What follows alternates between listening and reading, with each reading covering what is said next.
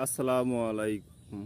অর্থমন্ত্রী আবুল ভাইয়া যে সকল পণ্যের দাম বাড়িয়েছে তার ভিতরে রয়েছে কোমল পানি ও আইসক্রিম, আর রয়েছে সিগারেট এবং বিড়ি, আর রয়েছে মোবাইলের টক টাইম এবং এমবির দাম বাড়িয়েছে, আর বাড়িয়েছে ফ্রিজের কম্প্রেসার, ইলেকট্রিক পাতি, তারপরে রাইস কুকার, তারপরে ফ্যান, তারপরে আর ইস্ত্রি মেশিন, তারপর আর অন্যান্য পণ্যের দাম বেড়েছে।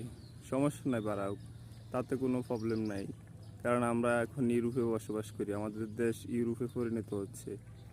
আর স্বাস্থ্যের জন্য ক্ষতিকর সিগারেটের দাম বাড়িয়েছে, তাতে কোনো সমস্যা নাই, কারণ আরও বাড়ুক সিগারেটের দাম।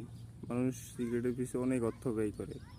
তাই অর্থমন্ত্রী আবুল ভাইয়া যা করছে, আপনারাই বলেন ভালো করছে না খারাপ করছে।